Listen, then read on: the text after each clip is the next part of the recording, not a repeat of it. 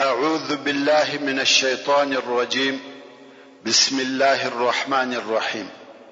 إن الحمد لله نحمده ونستعينه ونستغفره ونعوذ بالله من شرور أنفسنا وسيئات أعمالنا.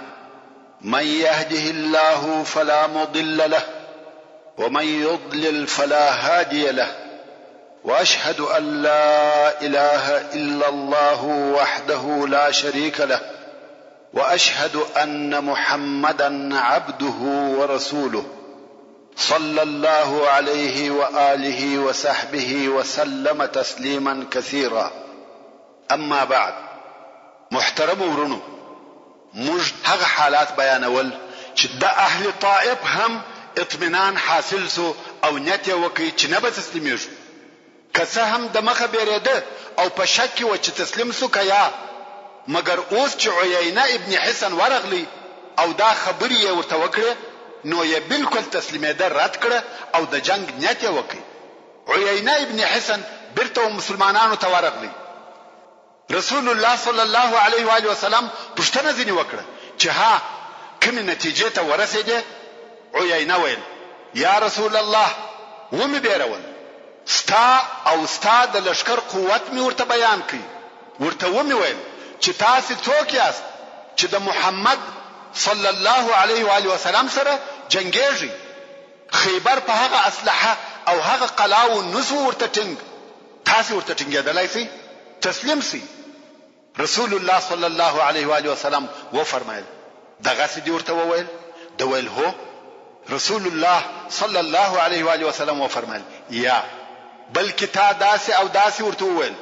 عمر فاروق رضی الله تعالی عنہ ولاړ سو او توره پورته کړه، ویل: یا رسول الله، اجازه راکړه چې غاړه ور پرې کم، دا منافق دی. رسول الله صلی الله علیه و آله وسلم و فرمایل: پرېږده یا عمر، بیا به خلق وایي چې محمد خپل ملګری وژني. حضرت ابوبکر صدیق رضی الله تعالی عنہ ولاړ سو، هغه هم دغه حال نسوای زغملای چې د رسول الله صلی الله علیه و آله وسلم قاصد دی و کفارو ته د زړه ډاډ ورکي او هغه د مسلمانانو و جنگ ته تشویق کی.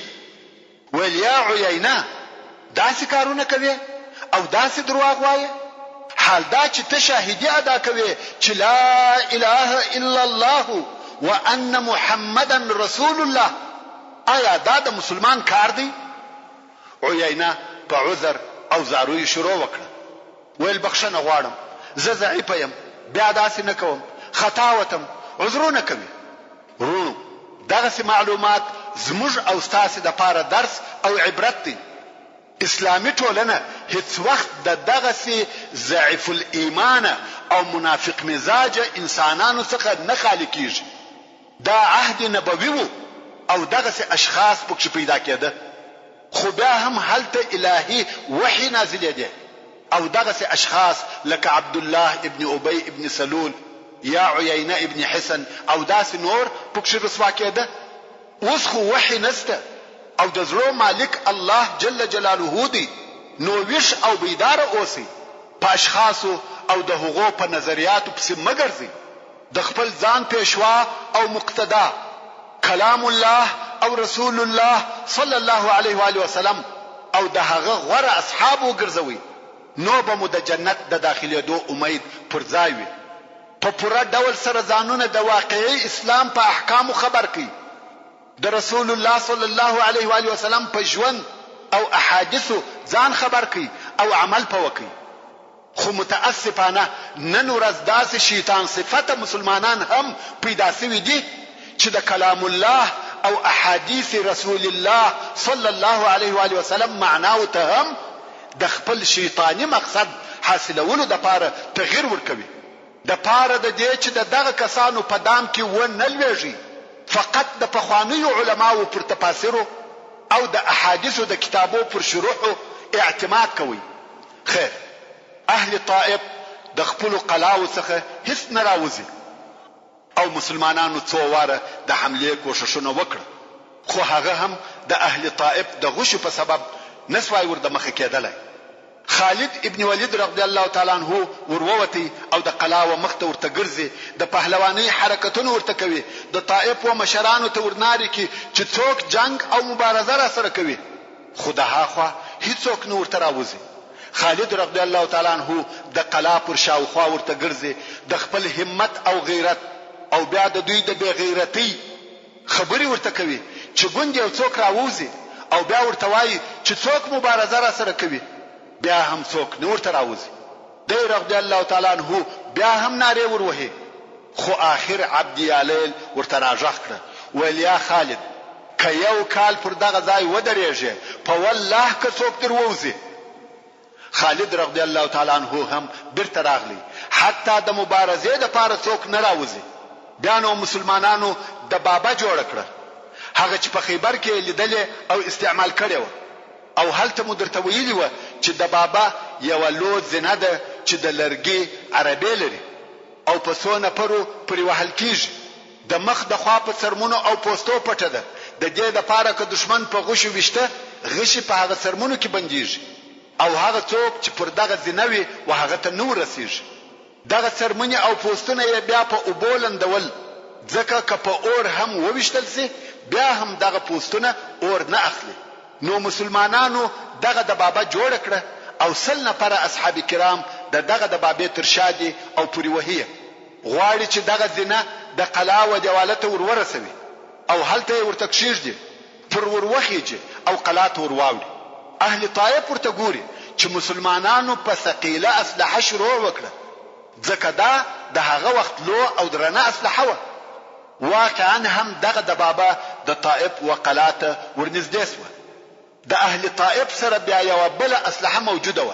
لکه کوچنی منجنیق چې دبرې په وشتلې هغه بیا دغه اسلحه ورته کښول او دغه د مسلمانانو د بابا په لوی لوی دبر ولي په غشه نه ولي ځکه غشي تاثیر نه پر کوي بلکې په دبرې ولي په دغه دبرو د بابا ماته سو ځکه دغه د بابا د پخواڅخه مضبوطه نه و جوړه شوی دالته یې پرسیانو سره بند کړی و د کار چلولو د پاره موقتی شی وو نو د بابا ماته سو او بیا یې پر اصحاب کرامو د غشو باران جوړ کړ حتی څونه پره زخمیان هم کړ مسلمانان بیرته پر شا ولاړ او دغه حمله هم ناکامه سو دغه د طائف محاصره د شلو ورځو په شاوخوا کې دوام وکړ د مسلمانانو د طرفه دغه حمله او کوششونه پر لپسې جاری دي چې وقلات ورننوزي خو ټول کوششونه یې بے فائدې و یو بل ورځ بیا مسلمانانو حمله وکړه چې هغه هم بے فائدې سو ابو بکر صدیق رضی الله تعالی عنہ د رسول الله صلی الله علیه و آله وسلم سره ناس دی او د رسول الله صلی الله علیه و آله وسلم سره په دغه باره کې خبرې کوي چې باید څنګه او په څه ډول حمله پر وکړو رسول الله صلی الله علیه وسلم وفرمایل یا ابا بکر ان الله لم يأذن لي بفتحها يعني يا ابا بکر الله جل جلاله د طائف د فتح اجازه نکړه او دغه د طائف فتح الله جل جلاله تر دغه د مخه په خپل کتاب کې ذکر کړو چې د سوره الفتح په 21 نمبر آیات کې فرمایي واخرى لم تقدروا عليها يعني یو بل ځایسته چې اوس د هغه د فتح کولو قدرت نه لري چې ډېر مفسرین یې دغه د طائف فتح بولي الله جل جلاله دغه څه مقدره کړی و چې اوس یې نسی فتح کولای ابو بکر صدیق رضی الله تعالی عنہ چې دا خبره واوریده ویل یا رسول الله وخلق ته د کوچ او باریدو اجازه ورکو یعنی په باریدو یې امر کو رسول الله صلی الله علیه و آله وسلم و فرمایل هو ځکه وحی نازل سوی وی چې نسی فتح کولای کوم وخت ابو بکر صدیق رضی الله تعالی عنہ د رسول الله صلی الله علیه و آله وسلم د خیمه څخه راووتی چې خلق په باریدو سره امر کی ویل د چې د عمر فاروق رضی الله تعالی عنہ او ابو المحجن الثقفي په مابین کې یو تود بحث یا سوال او جواب شروع دی ابو المحجن الثقفي چې د قلا پر بام ولاړ دی او عمر رضی الله تعالی عنہ پر مځکه ولاړ دی په لوړ आवाज او نارو یو د بل سره خبرې کوي ابو المحجن ورته وایي تاسو څوک یاست تاسو جنگ نه دیزده تاسو د جنگ خلق نه یاست عمر رضی الله تعالی عنہ بیا ورته وایي تاسې لکه کربوړي په غار کې پټ یاست، چیرې به راڅخه ولاړ سئ؟ قسم په الله یو کال به درته ولاړ یو تر څو وراوتلو ته مجبوره سئ. اوس ابو بکر صدیق رضی الله تعالی عنہ راووتی چې خلق په بارېدو امر کوي، او دلته د عمر رضی الله تعالی عنہ او ابو المحجن په مابین کې دغه سوال او جواب شروع دی. ابو بکر صدیق رضی الله تعالی عنہ واورید چې عمر رضی الله تعالی عنہ ورته وایي والله یو کال به دلته انتظار درته وباسو. ابو بکر صدیق رضی الله تعالی عنہ ورته ویل داسې مه وایه یا عمر، الله جل جلاله یې د فتح اجازه نه ده کړې. عمر رضی الله تعالی عنہ ورته وایي تا دغه خبره د رسول الله صلی الله علیه و آله وسلم څخه واورېده؟ ویل هو. ویل نو باریږو؟ ویل هو. نو داسې امر وسو چې ویل سبا باریږو. د بارېدو امر چې نشر سو، ځینې ځوانان د جهاد شوقان، هغه کسان چې د حنین په ورځ تښتېدلي وه او پر هغه خپله تېښته غمجن وه و خپلو ځانو ته یې قهر راغلی و، اوس غواړي چې د ثقیف او حوازن څخه خپله بدله او انتقام واخلي. نو ویل موږ نه باریږو څو طائف فتح نکو. ورسول الله صلی الله علیه و آله وسلم ته ورغله ویل یا رسول الله طائف مو نه دی فتح کړي او زه موږ جنگ ورسره کوو. رسول الله صلی الله علیه و آله وسلم وفرمایل الله جل جلاله یې د فتح اجازه نه ده کړې. دوی ټینګ و ویل ته مو تجربه که یا رسول الله. رسول الله صلی الله علیه و آله وسلم وفرمایل شدی ورسې حمله پر وکړه. هغه پر جوش راغلي ځوانان سره یو ځای سو او د طائف پر قلعه یې ډېره شدیده حمله وکړه. د هغه طرفه څخه په غشو ویشتل کېده، دونه غش یې پر واورول چې ټوله یې زخمیان کړه، یو هم بیا زخمه نسو پاته، بیرته ټوله زخمیان راغله. رسول الله صلی الله علیه و آله وسلم وفرمایل ان شاء الله سبا باریږو. خلق هم په دغه فیصله خوشاله و او هیچا هیڅ ونه ویل. خلق د بارېدو د پاره د سامان په تړلو مشغوله سو او رسول الله صلی الله علیه و آله وسلم د ځان سره په تبسم خندل. په سهار کې مسلمانان رابار سو او طائف نسو فتح. اوس چې د مسلمانانو لشکر د طائف څخه کوچ وکي او رهیسو، رسول الله صلی الله علیه و آله وسلم وفرمایل دغه الفاظ وایاست آیبون تائبون عابدون لربنا حامدون. پلار کې بیا ځینې هغه اصحاب کرام چې زړه یې درد کړی وو چې طائف ولې نسو فتح، ورسول الله صلی الله علیه و آله وسلم ته ورغله او ویل یا رسول الله وثقفت شراوک. رسول الله صلی الله علیه و آله وسلم نبی الرحمه وفرمایل اللهم اهدي ثقيفا واتي بهم، یعنی الهی وثقفت هدایت وکي او مسلمانان یې راولي. د شراب په عوض کې دعا ورته وکړه او واقعا هم لږ موده وروسته الله جل جلاله وثقفت هدایت وکي او د دوی ډله په مدینه منوره کې ورسول الله صلی الله علیه و آله وسلم ته د اسلام د اعلانولو د پاره ورغله او اسلام ته داخل شو. کوم وخت چې رسول الله صلی الله علیه و آله وسلم د طائف د محاصره پریښول نو جعرانه ته ولاړ. جعرانه هغه ځای دی چې د حنین غنیمتونه پکښ یو ځای شوی و. رسول الله صلی الله علیه و آله وسلم دلته په جعرانه کې اوسېږي او غنیمتونه نه تقسیموي، انتظار کوي چې شاید د ثقیف او حوازن خلق راسي او مسلمانان سي چې رسول الله صلی الله علیه و آله وسلم دغه د دوی بندیان او مالونه بیرته ورکړي او یا لږ تر لږه دغه خپل شذو او کوچنیانو طلب وکړي. رسول الله صلی الله علیه و آله وسلم د 15 ورځو په شاوخوا کې دلته د دوی د راتګ انتظار وکړي چې ګوند یو څوک راسي، خو بیا هم د ثقيف او حوازن د طرفه څخه هیڅوک نه راغله. رسول الله صلی الله علیه و آله وسلم د شوال پر شپږمه د مکه مکرمه څخه راوتلی وو. د شوال میاشت پای ته ورسېده، حتی ذوالقعده هم پر خلاصېدو ده. تقریبا 2 میاشتې کیږي چې رسول الله صلی الله علیه و آله وسلم د مکه مکرمه څخه راوتلی دی. رسول الله صلی الله علیه و آله وسلم ولید چې کفار د خپل شذو او اولادو د پاره هم ناراضي. نو رسول الله صلی الله علیه و آله وسلم امر وکي چې غنیمتونه دی وویشل شي. شذ، کوچنیان، زر، وشان، پسونه دا ټول ویشل کیږي.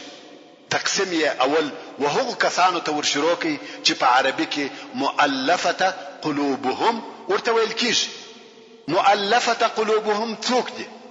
د عربو اشراف او رئیسان دي، هغه چې نوې ایمان راوړي دي، تازه مسلمانان سوي دي، خو اسلام یې تر اوسه ضعیف دي، د تزلزل په حالت کې دي. دا امکانات یې سته چې د اسلام څخه واوړي. نو دغه غنیمتونه په دې سبب وهغو ته ورکول کیږي چې پر اسلام ټینګ شي او اسلام یې قوي شي، زړونه یې و اسلام ته راجذب شي. یا هغه څوک دي چې تر اوسه مشرکان دي، خو رسول الله صلی الله علیه و آله وسلم د هغو د اسلام امید لري، نو ځکه و دوی ته هم په غنیمتو کې حصہ ورکوي. د مؤلفه قلوبهم په جمله کې اول هغه څوک چې ډېر لوی حصہ ورکول سو ابو سفیان. رسول الله صلی الله علیه و آله وسلم په خپل دغه غنیمتو تقسیم کوي. نو اول نفر ابو سفیان. رسول الله صلی الله علیه و آله وسلم و فرمایل سل او شورکی د سرو او سپینو زرو سل اوقیه ورکی. دا ډیر زیات مالو، سل او ش پورا سرمایه و. حتی نن ورځ هم سل او ش ډیر مال بلل کیږي. یو اوش په څو دی؟ په سل کې ضرب ک. نو په هغه وختو کې به څونه زیات مال وو. ابو سفیان ډیر خوشاله سو چې دا څنګه سخا او ورکړه ده. ابو سفیان په ټو اوار کوي د زرو سل اوقیه پکشور واچولې. ابو سفیان ویل یا رسول الله زما د زوی معاویه حصہ. ویل د معاویه د پاره هم سل اوشه او سل اوقیه د زرو دي. د زرو دغه سل اوقیه هم په هغه په ټکی ور واچول سو. بیا ویل زما د زوی یزید حصہ. رسول الله صلی الله علیه و آله وسلم و فرمایل هغه لره هم سل اوشان او سل اوقیه د زرو دي. دغه سل اوقیه هم په هغه پټو کې ور واچول سو. ابو سفیان چې اوس خپل پټو سره راټول کی او غواړي چې په شایې کې نیسی پورته کولای، ډېر درانه و. دا د رسول الله صلی الله علیه و آله وسلم عطا او ورکړه. فکر وکړئ دا څو نظر و چې یوازې ابو سفیان ته ورکول سو، چې ابو سفیان یې په شا نسی وړلای یا یې په شا کولای نسی. نو ابو سفیان ویل کومک را سره وکي، راپورته کوي. رسول الله صلی الله علیه و آله وسلم و فرمایل یا پخپل یوازې به پورته کوي او ډې زورن څو اوجه تر لاندې کړه او پورته کړه. د بار سره رهیس.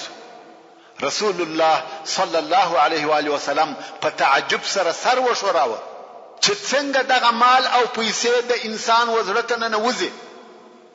دا هغه اوله ورکړه او حساب.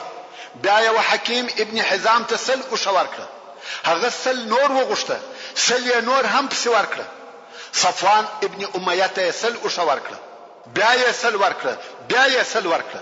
حارث ابن الحارث ابن کلده ته سل او شو ورکړه. بیا یې عیینه ابن حسن ته ورژغ کړه. دا هغه سړی دی چې هغه ټول مخالف کارونه یې کړی و.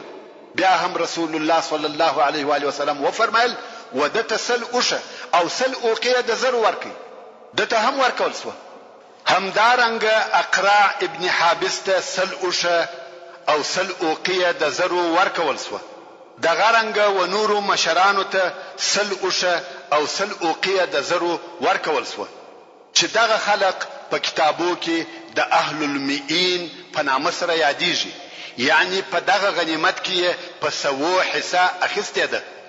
دغه رنګ و نورو مشرانو ته 50 سلويشت وشان ورکول سو. حتی په خلقو کې دا خبره نشر سو چې محمد صلی الله علیه و آله وسلم داسې ورکړه کوي چې د فقر څخه نه بیریږي. کوم وخت چې مشران خلاص و په نورو عام خلقو یې شروع وکړه و هغه ته حصے او مالونه ورکول کیږي.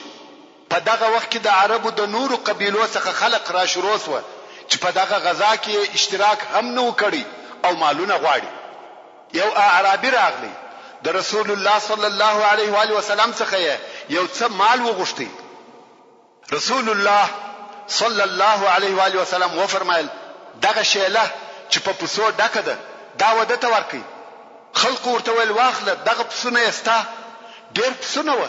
اعرابي ویل یا محمد صلی الله علیه و آله وسلم پسخندره وه. رسول الله صلی الله علیه و آله وسلم و فرمایل پسخند ندی ورسه بویزه. اعرابي هم ورغلی پسونه بیاي خو په دغه انتظار کې دی چې اوس به ژغ را باندې وسی چې چیرې بیا یو څوک په منع کې خو هغه نه چا منع کې نه څه ورته وویل د پسونه رهي کړی دي او تر شا ګوري چې اوس به یو څوک را وګرځوي خو نه څوک ستا او نه چا څه ورته وویل. څو خپل قوم ته ورسېدي او قوم ته نارې وروهي وای ورسي مسلمانان سي ورسي مسلمانان سي. محمد صلی الله علیه و آله وسلم د هغه چا ورکړه کوي چې د فقر څخه نه بیریږي.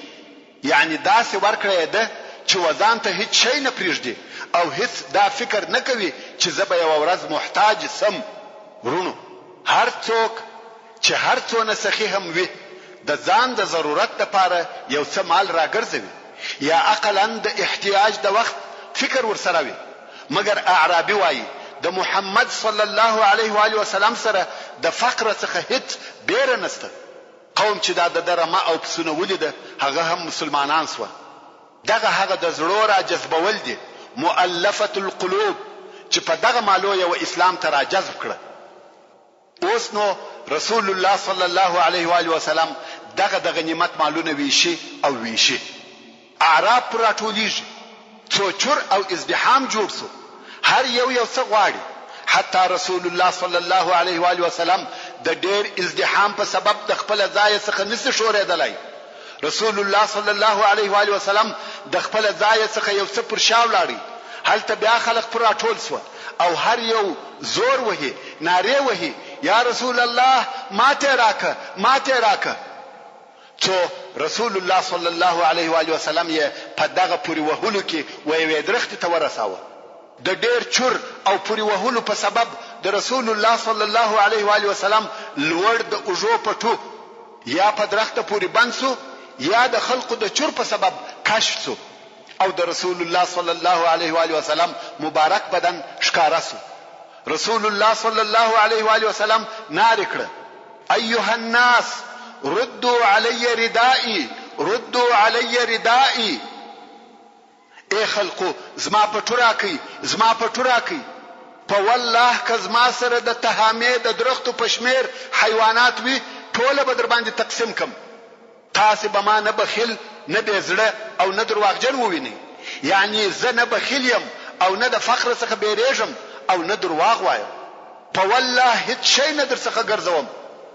هلته ورسول الله صلی الله علیه و آله وسلم ته نږدې یو اوښ ولاړ و. د هغه پر بوکې لاس تیر کړي. د اوښ یو څه وړي په لاس ورغلی. هغه وړي په لاس کې پورته کړي او وی فرمایل اے خلقو په والله په دغه غنیمتو کې د دغه وړیو پر اندازه شی زما نه دی بل خمسه څخه یعنی 5 حصہ او هغه خمس ټول پر تاسو ویشم ځان ته هیڅ شی نه پرېږدم. په دغه وخت کې یو اعرابي راغلی. اعرابي خو پیژني هغه صحرایي عرب ته ویل کیږي کوم چې په خیمو او قبیلو کې اوسېږي. اعرابي راغلی او رسول الله صلی الله علیه و آله وسلم یې تر کالی ونیوي او کالی یې په زور کش کړي چې دغه کشیدو په سبب د رسول الله صلی الله علیه و آله وسلم پر مبارکه غاړه سر داغ پاتې سو. ویل یا محمد صلی الله علیه و آله وسلم ماته هم راکه او عدل وکه. قریش ظالم قوم دی. حضرت عمر رضی الله تعالی عنہ د دې خبرې تحمل نسوای کولای. اجازه یې وغوښته چې دغه سړی ووجني. ځکه دغه خطاب یې ورسول الله صلی الله علیه و آله وسلم ته وو او رسول الله صلی الله علیه و آله وسلم قریش دی. خو رسول الله صلی الله علیه و آله وسلم و فرمایل پرېږده یا عمر. او دغه اعرابي ته مالونه ورکړه او اخر یې ورته وویل راضي سوې. اعرابي ویل هو راضي یم. دا د خلق سره د رسول الله صلی الله علیه و آله وسلم ژوند معامله او ورکړه. دغه ویش تر اوسه په خمس یا د غنیمتو په 5 حصہ کې وو چې د هغه د مصرفولو اختیار د رسول الله صلی الله علیه و آله وسلم په لاس کې وو او د غنیمتو هغه پاتې څلور حصے پر لشکر تقسیمیږي. پس له هغه څخه چې رسول الله صلی الله علیه و آله وسلم د خمس د ویشل څخه فارغ شو، نو یزید ابن ثابت رضی الله تعالی عنہ امر کوي چې نور غنیمتونه او خلق دی را حاضر سي او بیا یې نو پاتې غنیمتونه پر لشکر وویشل چې هر سړی ته څلور اوشه او څلوېښت پسونه ورسېده او هغه څوک چې آس به ورسره وو وهغه ته 12 اوشه یو سل او شل پسونه ورسېده. اوس به د امام غزالی رحمه الله قول در ترا نقل کم. امام غزالی رحمه الله وایي د رسول الله صلی الله علیه و آله وسلم دغه د مالو ویشل پر یو حکیم سیاست جوړ او بناوه، ځکه په دنیا کې ډېر داسې قومونه شته چې حق ته په نس سره وروستل کیږي، نه په عقل سره. یعنی نس یې ورچاخ که نو یې حق ته وروله، لکه څرنګه چې حیوانات په یو موټ شپشتو سره خپل لارې ته راوستل کیږي. دغه شپشتې به دې ورته نیولې وي او هغه حیوان در پسې وي څو یې هغه د وکوټې ته په امن او امان ورولې. دغه رنګه ځینې انسانان ودې ته اړ او محتاج دي چې یو قسم فن به ورسره کاروي ترڅو د ایمان سره الفت پیدا کی او ورته راجذب سي. ورون وایو شي ته متوجه سي د دشمن څخه غنیمت هر شی او هر څونه چې وي پر 15 حصے ویشل کیږي، چې 15 حصے ته خمس ویل کیږي او دغه خمس تصرف د وخت د امیر پلاس او اختیار کې دي. څرنګه چې لازمه بولی پر هغه قسم به د اسلام او مسلمانانو د مصلحت لپاره تصرف پکې کوي او پاتې سوی هغه څلور حصے هغه د لشکر حق دی او پر دوی ویشل کیږي. نو اوس چې رسول الله صلی الله علیه و آله وسلم وخلقه ته دغه ډېر مالونه ورکول هغه ټوله د خمس څخه و او د مصرفولو اختیار یې د رسول الله صلی الله علیه و آله وسلم په لاس کې وو چې ودغه ورکړو ته عتیه یا عتیات ویل کیږي او دغه عتیات چې تر خپل حصے زیات یو امتیاز وو ټول و قریشو یا د نورو عربي قبیلو و مشرانو یا اعرابو ته ورکول سو.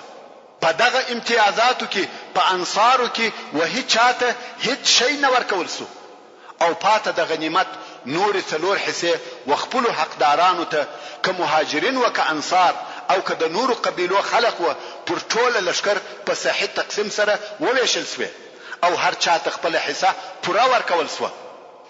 مگر څرنګه چې په عتیاتو کې و انصارو ته هیڅ شی نه ورکول سو نو د دوی په زړه کې یو څه خپګان پیدا سو او په دغه باره کې خبرې کېده. یو د انصارو څخه وویل رسول الله صلی الله علیه و آله وسلم د خپل قوم سره یو ځای سو او د هغو په مابین کې سو موږ یې هیر کړو. بل بیا وویل الله دی رسول الله صلی الله علیه و آله وسلم ته مغفرت وکي، قریشو ته ورکوي او موږ پرېږدي. حال دا چې زموږ د تور څخه تر اوسه د دوی وینې څڅېږي، یعنی تر نن موږ د دوی سره په جنگو کې ولاړ وو او نن دوی تر موږ زیات غنیمتونه وړي. انصار په دغه شکایتو کې و او د نن په زړه کې خپه و. سعد ابن عباده رضی الله تعالی عنه چې د انصارو د مشرانو څخه وو ورسول الله صلی الله علیه و آله وسلم ته ورغلی او ویل یا رسول الله دغه د انصارو ډله په خپل زړه کې په دغه کار خپه دي، ځکه خپل قوم او د عربو و ټولو قبیلو ته د لوی عتیات ورکړه بیل انصارو. رسول الله صلی الله علیه و آله وسلم وفرمایل یا سعد ته په خپل په دغه باره کې څه وایې؟ سعد رضی الله تعالی عنه ویل یا رسول الله زه هم زما د قوم څخه یو سړی یم. رسول الله صلی الله علیه وسلم ولید چې د سعد ابن عباده رضی الله تعالی عنه په زړه کې هم یو څه شته. رسول الله صلی الله علیه و آله وسلم وفرمایل ټول انصار په یو ځای کې سره یو ځای ک چې ټول یو ځای او پرسوه بیا ماته خبر راکه. سعد رضی الله تعالی عنه هم د رسول الله صلی الله علیه و آله وسلم څخه راووتی او ټول انصار یې په یو ځای کې سره یو ځای کړ. په دغه جمله کې یو څو نفر د مهاجرینو هم راغله، هغه ته اجازه ورکړه او بیا نور مهاجرین راغله هغه یې منع کړه، ځکه رسول الله صلی الله علیه و آله وسلم فرمایلی و چې بیل انصارو به بل څوک نوي کوم وخت چې ټول انصار سره یو ځای سوه او یو نفر یې هم نسو پاته نو سعد رضی الله تعالی عنه ورسول الله صلی الله علیه و آله وسلم ته ورغلی او ویل یا رسول الله د انصار ټول نفر سره یو ځای سوه. رسول الله صلی الله علیه و آله وسلم ورغلی او دوی ته په خطبه ویلو شروع وکړه. د الله جل جلاله حمد او ثنا یې وویل او بیا یې درود ووایه او وی فرمایل یا معشر الانصار دا څه خبره ده چې ما ته ستاسو په باره کې راورسېده دا چې ستاسو په زړه کې پر ما یو شی پیدا شوی دی آیا زه و تاسو ته په داسې حال کې نه درغلم چې تاسو په گمراهی کې واست او الله جل جلاله زما په واسطه هدایت درته وکړي؟ آیا زه په داسې حال کې نه درغلم چې تاسو غریبان واست او بیا الله جل جلاله غنیان کړاست؟ آیا زه په داسې حال کې نه درغلم چې تاسو سره پاشلی او مختلف واست او الله جل جلاله سره یو ځای او متفق کړاست؟ هر جمله چې رسول الله صلی الله علیه و آله وسلم ورتوایي انصار په جواب کې ورتوایي مننه او احسان الله او رسول الله لردی، یعنی هو دا د الله او رسول الله احسان دی موږ یې منو. د رسول الله صلی الله علیه و آله وسلم د خبرو تصدیق کوي. بیا رسول الله صلی الله علیه و آله وسلم و فرمایل یا معشر الانصار آیا زما د خبرو جواب نه راکوي؟ هغه ویل په چی سره جواب درکو یا رسول الله؟ مننه او احسان الله او رسول الله لردی. څه وایو؟ رسول الله صلی الله علیه و آله وسلم و فرمایل کوم خوښه وای ویلی به مو وای او دغه ستاسو خبره به هم حق او پر ځای وای. ویلی به مو وای ته موږ ته په داسې حال کې راغلی چې خلقو دې تکذب کاوه او موږ دې تصدیق وکړي. مغلوب راغلی موږ دې کومک وکړي. شلل سوی راغلی موږ ځای درکړي. غریب راغلی موږ خپل مال در شریک کړي. انصار به بیا هم د هرې جملې په جواب کې ویل بلکې الله او رسول الله لره مننه او احسان دی. رسول الله صلی الله علیه و آله وسلم هغه د خپل ورتګ فائدې او نتیجې ورته بیان کړې او هم یې هغه د دوی احسان ورته بیان کړ. رسول الله صلی الله علیه و آله وسلم نور هم و فرمایل یا معشر الانصار تاسو د فانی او بے ارزش دنیا په سبب خپس واست. هغه چې زه په هغه سره د خلق زړونه و اسلام ته راجلبوم او ما ستاسو وقوي اسلام او مضبوطه ایمان ته پریښو ولاست. یعنی دا چې ما و تاسو ته شی در نکي زه ستاسو پر ایمان باور لرم. او بیا رسول الله صلی الله علیه و آله وسلم و فرمایل یا معشر الانصار آیا تاسو نه یاست راضی چې خلق د پسو او اوشانو سره خپل کورو ته ځي او تاسو د رسول الله صلی الله علیه و آله وسلم سره خپل کورو ته ځي؟ په والله هغه چې تاسو یې در سره بیا یاست هغه تر هغه خیر دی چې خلک یې ور سره بیاي. ورونو رښتیا هم دا ډېر لوی فرق دی. یو واری انصارو ناره کړې رضینا رضینا راضیو راضیو. انصار ډېر شدید او په لوړ आवाज ژاړي.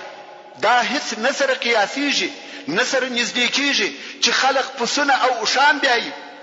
او انصار د رسول الله صلوات الله علیه والسلام سره ملګری وي.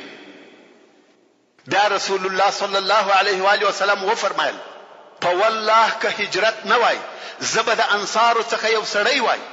یعنی که د هجرت فضیلت نه وای ما بخپل ځان د انصار څخه بللای او که خلق پر یو لار ولاړ سي او انصار پر بل لار زبد انصار پر لار ورسره ولاړ سم. او بیا رسول الله صلی الله علیه و آله وسلم و انصار ته دعا وکړه او وی فرمایل اللهم ارحم الانصار وابناء الانصار وابناء ابناء الانصار. الهی پر انصار ورحمېږه د انصار پر زامن ورحمېږه د انصار د زامن پر زامن ورحمېږه. انصار دون وجړل چې جریه په اوشکو لندېس وي او ول موږ په دې راضیو چې رسول الله صلی الله علیه و آله وسلم زموږ حصہ او برخه وي او انصار رضی الله تعالی عنهم اجمعین د رسول الله صلی الله علیه و آله وسلم په دعا ډیر خوشاله شو. د رسول الله صلی الله علیه و آله وسلم په حکمت او ښه تصرف هغه مشکل چې د انصارو په زړه کې پیدا شوی وو پای ته ورسېدی چې ممکن د هغه په سبب یو فتنه جوړه شوی وای. خیر اوس خو نو غنیمتونه ټول وویشل شو. رسول الله صلی الله علیه و آله وسلم او صحابه کرام ځانونه تیاروي چې مکه مکرمه ته ولاړ شي. د مخه تر دې چې دوی حرکت وکړي د حوازن څخه یو ډله راغله. هغه هلته مشوره سره کړې و چې ښځې او اولادونه مو ټول د لاسه ووته. بله هغه ژوند مشکل دی او مالونه مو هم ټول ولاړه. نو یو ډله چې ټول 14 نفره و او مشر یې زهیر ابن سرد و ورسول الله صلی الله علیه و آله وسلم ته ورولېږل. په دې ډله کې د رسول الله صلی الله علیه و آله وسلم رضعی اکا ابو برقان هم د رسول الله صلی الله علیه و آله وسلم څخه وغوښته چې د دوی اولادونه او مالونه بیرته ورکړي. ویل یا محمد صلی الله علیه و آله وسلم رحم را باندې وکړه، موږ ته هیڅ نسو را پاته، نه ښځې نه اولاد نه مال نه حیوانات، را باندې ورحمېږه. نور یې هم ډېرې داسې خبرې وکړې چې د چا زړه په نرم سي. رسول الله صلی الله علیه و آله وسلم وفرمایل دغه دونه مده چې زه دلته پاته وم په والله د بل شي دپاره نه وم پاته بېله دې چې ستاسې انتظار مې کاوه. ما غوښته چې پر تاسې رحم وکم. تر یوې میاشتې زیاته موده کېږي چې زه دلته ستاسې په انتظار وم. 20 ورځې په طایف کې محاصره واست، نه سواست تسلیم، او تر 10 ورځې زیات دلته ستاسې په انتظار وم، نه راغلاست. نه مو د خپلو ښځو او اولادو طلب وکړي. اوس چې ما غنیمتونه وویشل نو تاسې راغلاست. اوس هغه شیان وویشل سوه، د خلقو ملکیت وګرځېدی، اوس څه نسم کولای. هغو بیا هم زاری کولې او ویل یا محمد صلی الله علیه و آله وسلم یوه چاره مو وکړه.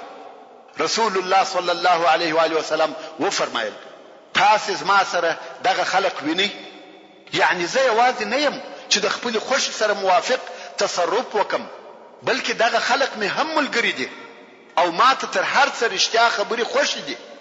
او تاسې اوس ووایاست چې ښځې او اولادونه مو خوښ دي که مالونه؟ یو د دغو دوو څخه اختیار کوي. ټول شیان نسم در ردولای، یا به مالونه غواړي یا به ښځې او کوچنیان غواړي. هغو ویل د اولادو سره هیڅ شی نه برابروو. ویل لا نعدل بالاحساب شیئا، ښځې او کوچنیان غواړو. رسول الله صلی الله علیه و آله وسلم وفرمایل کوم وخت چې موږ د ماپښین لمونځ ادا کړي تاسې ولاړ سئ او ووایاست موږ و مؤمنانو ته رسول الله صلی الله علیه و آله وسلم شفیع کوو، او رسول الله صلی الله علیه و آله وسلم ته مؤمنان شفیع کوو چې و موږ ته زموږ بندیان راکړي. کوم وخت چې مسلمانان د ماپښین ولمانځه ته سره یو ځای سوه، د حوازن ډله ولاړه سوه او دغه خبره یې وکړه. رسول الله صلی الله علیه و آله وسلم وفرمایل ستاسې د بندیانو څخه چې هر څوک زما او د بني عبدالمطلب سره دي هغه یې ستاسې، او ستاسې دپاره به د خلقو څخه هم دغه غوښتنه وکم. مهاجرینو چې د رسول الله صلی الله علیه و آله وسلم حال ولیدی چې د حوازن سره یې رحمت او مهرباني وکړه، او رسول الله صلی الله علیه و آله وسلم قصداً دا کار وکړي ځکه د علیه الصلاة والسلام غوښته چې نور مسلمانان یې هم متابعت وکړي. نو مهاجرینو وویل هغه نفر چې زموږ سره دی، یعنی موږ ته په حصه کې را رسېدلی دي، هغه یې هم ستاسې، او دا هم د رسول الله صلی الله علیه و آله وسلم د عزت په سبب. انصارو هم دغه خبره وکړه، ویل چې زموږ سره دی هغه یې ستاسې. عیینه ابن حسن ولاړ سو او ویل زه او بنو فزاره چې د ده قبیله وه یا هغه چې زما سره دی هغه نه درکوم. اقرا ابن حابس وویل مگر زه او بنو تمیم یا هیڅ شی نه ورکوم. عباس ابن مرداس چې د بني سلیم رئیس و ولاړ سو او ویل هغه چې زما او د بني سلیم سره دی هغه هم نه ورکوم. دغه دلاوري د عیینه څخه زده کړه. مګر د بني سلیم د قبیله افراد په خپل ولاړ شو. ویل یا هغه چې د بني سلیم سره دی هغه استاس. عباس ابن مرداس ویل و مشرمولم سپک مو کړم. نو بني سلیم د هغه خپل مشر اطاعت ونکي او د حوازن بندیان د رسول الله صلی الله علیه و آله وسلم د عزت لپاره ور الکړه. بیا نو رسول الله صلی الله علیه و آله وسلم یو عام اعلان وکي او وی فرمایل دغه خلق مسلمانان راغله او ما چې د غنیمتو په ویشلو کې دغه ډیر ځند وکي هغه هم د دوی په سبب او اوس ما دوی ته اختیار ورکي چې مالونه غواړي که اولادونه. دوی د شذو او اولادو سره شی نکي برابر. نو اوس که د چا سره د دوی د شذو او اولادو څخه یو څوک ورسره وي او په خپل خوښه ور پریږدي خوشه ده شه.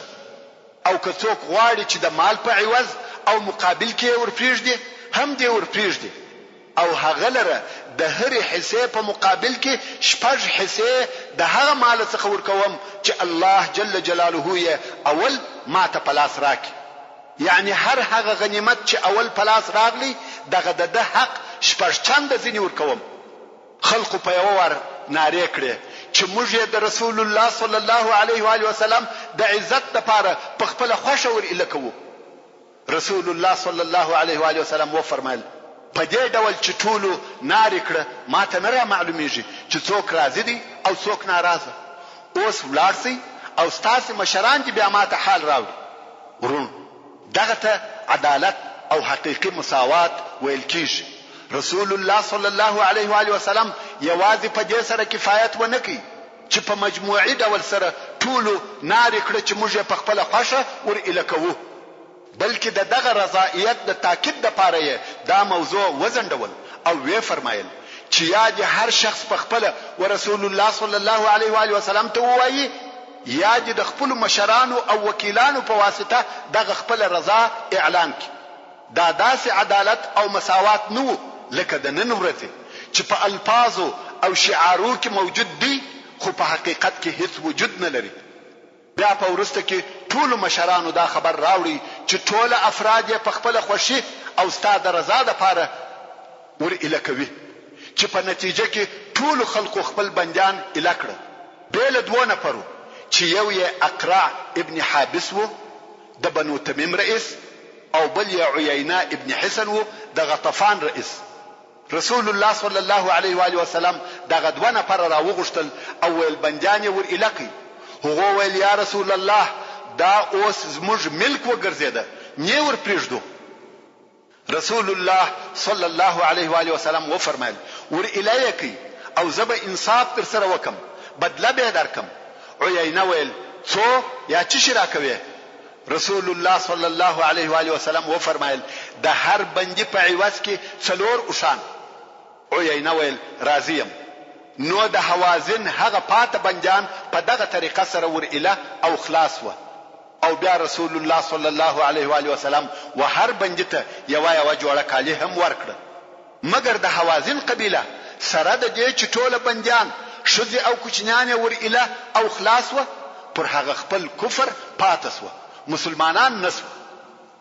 په دغه وخت کې د یو داسې سړي وزړه ته اسلام لار وکړه چې د هغه د اسلام او مسلمانیدو هیڅ امید نه کېدی چې هغه د حوازن رئیس او سردار مالک ابن عوف دی هلته په خپل قلعه کې په وادي لیه کې وو او د بیرې د قلعه څخه نسوای راوتلای حتی طائف ته هم د بیرې نسوای تلای.